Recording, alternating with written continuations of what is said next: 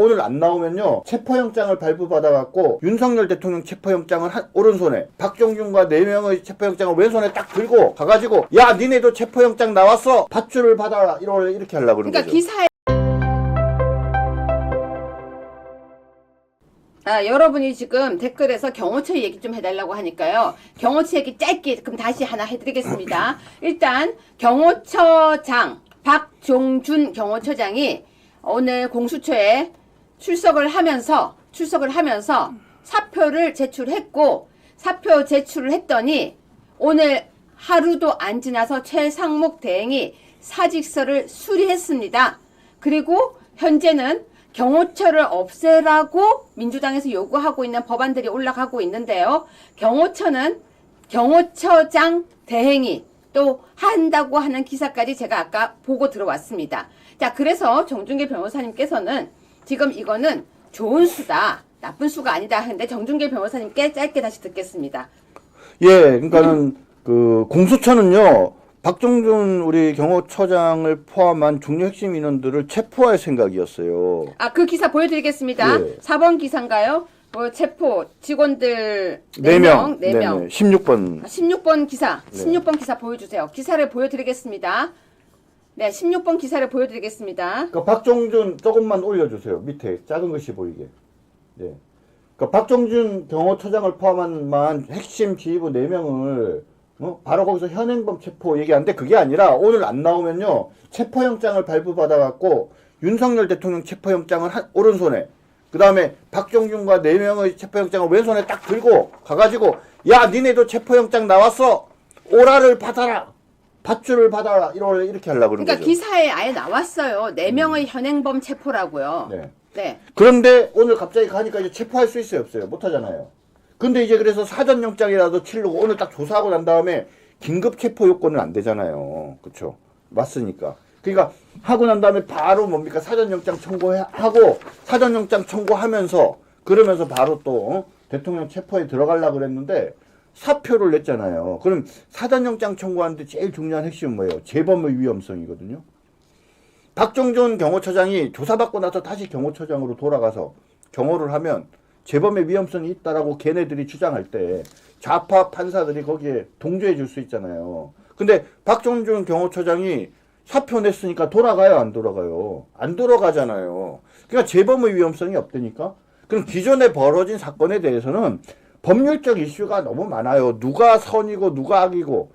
그러니까 공수처가 정이고 거기가 불의가 아니라 거꾸로 그쪽이 정의가 있고 이쪽이 불의가 될 수도 있고 사회상규에 위반하지 않기 때문에 공무집행 방해가 인정되지 않는다는 다양한 얘기가 있기 때문에 결국은 사전영장으로 구속할 수도 없어요. 그러니까 오늘 박종준 경호처장의 오늘 오전 10시 출석 조사 및 사직서 제출은 정말 신의 한 수다. 누가 과연 했을까?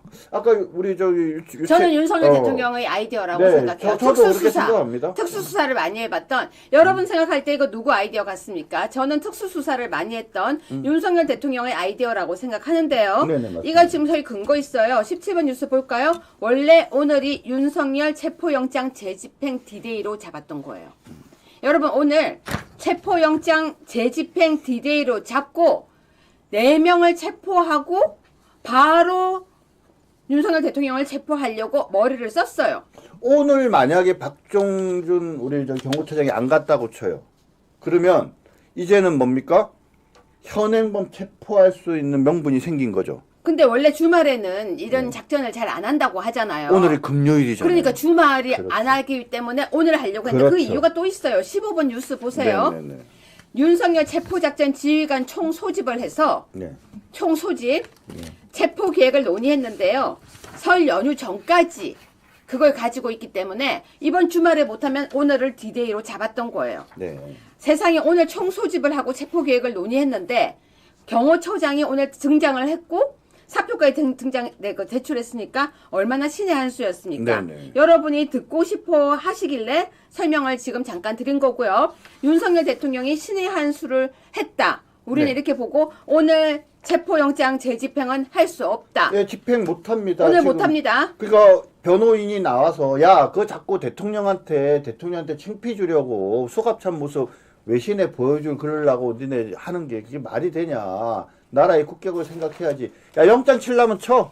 대신에 중앙지방법원 해. 법에 따라서 이렇게 딱 일괄해버렸잖아요. 그래서 사실은 기가 한번 빠졌는데 겨우 자기네들이 추스려 갖고 박종준 불출석을 계기로 해갖고 체포 작전을 하면서 현행법 체포라고 하거나 체포영장을 발부받아 갖고 박종준이나 이런 사람을 막 잡아넣으면서 하는 걸 보여주려고 그랬는데 박종준 오늘 경호처장이 와버렸잖아요. 근데 11번 뉴스 보시면요. 정 변호사님 이 부분 설명해 주세요. 네네네. 11번 뉴스 보시면은 경호처장이 오늘 가서 딱 기자들 앞에서 뭐라고 얘기합니까? 이렇게 얘기했습니다. 대통령 신분에 맞는 수사 진행해라.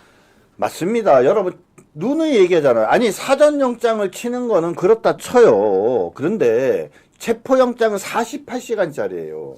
뭐를 목적이에요? 출석에 불응하거나 불응할 걸로 예상되는 그런 피의자에 대해서 수사를 목적으로 하는 거예요. 근데 이미 다 수사를 해놨고요. 그리고 윤석열 대통령은 가서 조사받더라도 나 진술 거부권 행사한다 말씀하셨어요. 조사할 게 없다니까요. 그 13번 뉴스 보실래요? 윤석열 대통령 지명 수배 가능성. 미안합니다. 제가 웃어서. 여러분 13번 뉴스 보실래요? 윤석열 대통령 지명 수배 가능성 언급. 이성윤이 수배 종별 A급이래요. 근데 아니 엊그제 관저에 있는 사진 나왔잖아요. 그런데 왜 지명수배? 제가 정 변호사님께 특수수사를 하신 정 변호사님께 여쭤보겠습니다. 지명수배 대상인가요? 아니 법적으로 얘기하면 그러니까 체포영장이 발부가 됐는데 집행이 안 되는 경우에는 수배 종별이 A가 될 수 있어요. 그래서 그 자체가 틀린 말은 아닌데. 네. 네, 제가 이성윤이 보고 한마디 할게요. 이성윤 선배한테. 저는 솔직히 이성윤이라는 사람이 검사장 또는 고검장이 될 역량이 있는 사람이라고 생각 안 해요. 네. 우리 선후배들이 서로 그 검사들이 그 사람의 어떤 역량이나 능력 다 알고 있거든요. 이성윤이가 검사장, 고검장 될 거라고는 아무도 생각 안 했어요. 그런데 언제부터 이 사람이 검사장이 될지 모르겠다라고 생각했어요? 문재인이 대통령이 되고 나서. 네. 이유는 딱 한 가지예요. 경희대 출신이기 때문에. 아 그래요? 네. 문재인이 경희대 법대 출신이고 이성윤이가 경희대 법대 출신이잖아요. 이성윤이가 검사장이나 고검장이 된 부분에 대해서 그 경희대, 문재인, 경희대 두 가지를 빼놓고는 설명이 안 돼요. 그런데 말입니다. 진짜 사실은 검사장이나 고검장이 되게 무능한 사람이에요. 제가 하나만 더 말씀드릴게요. 이성윤이 나중에 중앙지검장 했잖아요. 그때 뭔 사건 조사했어요? 뭔 사건이요? 김건희 여사 도이치모터스 사건 여기서 조사했다니까요. 자 그런데요. 제가 궁금한 기소 거. 못했잖아요. 기소를. 자, 정 변호사님. 지명수배 때문에 제가 지금 웃는 거예요. 여러분, 지명수배라는 단어 안 웃기세요?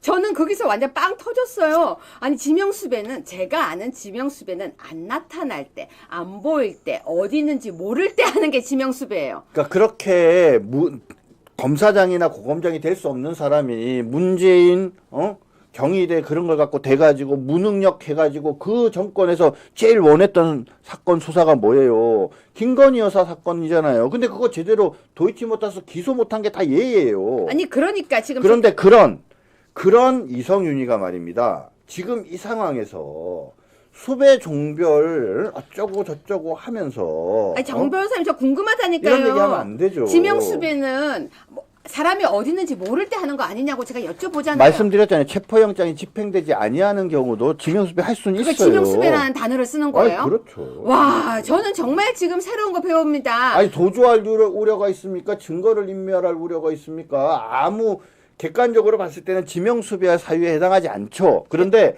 지명수배의 종별에 그렇죠? 체포영장을 받았는데 그걸 집행하지 못한 경우에는 그죠? 수배 종별을 A로 하게 돼 있긴 해요. 여러분은 어떻게 생각하십니까? 이런 자가 나와서 지명수배 가능성을 이야기하는 걸 어떻게 생각하십니까? 그러면서 더 웃긴 건요. 14번 뉴스예요. 고립되는 윤석열, 경찰 1000명 총동원령, 경호처는 최대 700명밖에 없다. 그런데요. 보세요. 이렇게 총동원 다 하고 이러면서까지 꼭 잡아야 되는 대상입니까? 근데 말입니다. 이게 이제 제가 한마디 드리면 병법을 아는 사람들은요, 이거 코웃음 쳐요. 공격과 방어를 할 때요, 방어 진지를 구축한 사람들을 이기려면 적어도 최소한 3배 이상의 병력이 있어야 된다라고 얘기를 해요. 네. 자, 대통령 관저가 어디 있습니까? 언덕배기에 있잖아요. 그리고 뭡니까? 이미 거기에 철조망도 쳐놓고 그 안에 또 촉달된 정말 그 우리 경호처 직원들이 있지 않습니까? 그러면 같은 수준의 경호처 수준의 직원과 같은 수준의 어떤 경찰, 뭐 기타, 뭐 군인이든 누구든지 해서 걔네들이 3배 이상이 있어야 돼요. 3배 이상. 지형 중유를 정확하게 숙지하고 그런 어떤 능력이 있는 사람이 3배 이상 돼야 되는데 보세요. 경호처는 최대 700명이래요. 자, 500명이라고 쳐요, 여러분. 그러면 방금 제가 말씀드렸죠. 경호처가 500명이 말입니다. 언덕 고지에를 먼저 점령하고 거기에 진을 친 다음에 쳐들어오는 애를 막으려면은 몇 배 이상의 병력이 필요하다고요? 최소 3배 이상이에요. 근데 경찰 1000명 동원을 해가지고 그럼 3배가 아니라 2배밖에 안 되잖아요. 그게 못 이긴다니까요. 더군다나 지금 계속 이 좌파 언론들이 보면 뭐 경호처에 있는 직원들이 엄마 나 무서워요. 그런데 어쩔 수 없이 여기 있어요. 뭐 이런 식의 네, 그 기사 지금 하려고 합니다. 말도 안 되는 기사를 내는데 여기 지금 동원되는 1000명 경찰들 중에 자기가 원해서 여기 내가 대통령을 윤 대통령을 잡겠다라고 자발적으로 나선 사람이 몇 사람이나 있겠습니까? 여러분 제가